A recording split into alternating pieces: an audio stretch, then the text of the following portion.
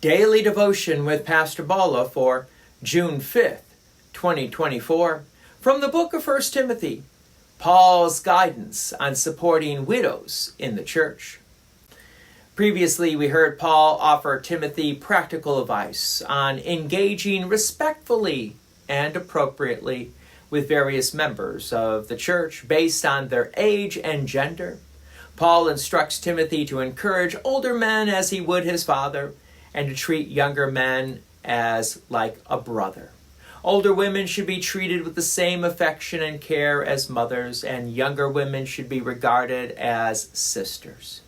And here Paul emphasizes the importance of maintaining respectful relationships and upholding biblical gender distinctions, recognizing the unique roles and contributions both men and women make in the church. So let's continue with the book of 1 Timothy, from 1 Timothy chapter 5, verses 3 and 4. Honor widows who are truly widows. But if a widow has children or grandchildren, let them first learn to show godliness to their own household and to make some return to their parents, for this is pleasing in the sight of God. So Paul here addresses the care and support of widows within the church, highlighting both the communal and the familial responsibilities. Are there responsibilities to care and honor the widows? The answer is yes. So let's unpack these verses. Honor widows. The term honor here implies both respect and financial support. So Paul is instructing the church to take care of widows who are in genuine need. Nothing wrong with that. Paul then clarifies who are truly widows.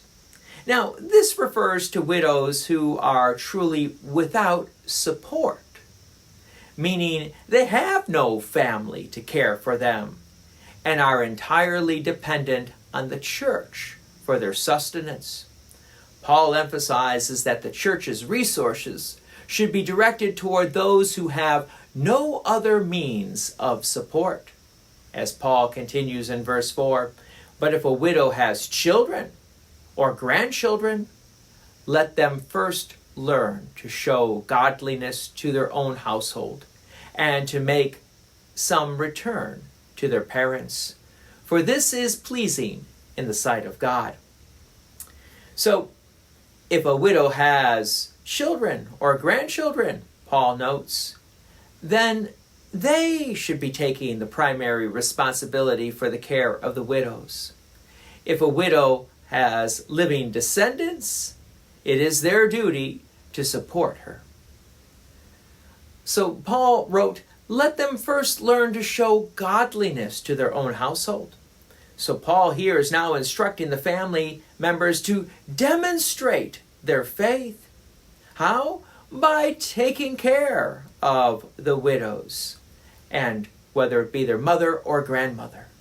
This act of care is seen as an expression of devotion and obedience to God. And it teaches the next generation the importance of honoring their parents and grandparents, which then can get fostered down to the next generation to honor them. That's why Paul says to make some return to their parents. Children and grandchildren are to repay the care and support they have received from their parents by taking care of them in their old age. This reciprocity is fundamental principle in the family duty and godliness. And Paul notes, for it is pleasing in the sight of God. So Paul is emphasizing that caring for one's own family is not only a, quote, moral duty, but also an act that is highly valued and pleasing to God. It reflects godly character and obedience, remembering God's commandments to honor one's parents.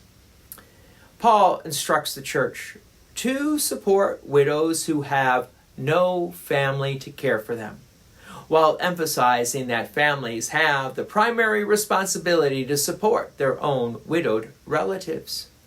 This dual approach ensures that the church's resources are used appropriately while encouraging believers to demonstrate their faith through love and care of their family.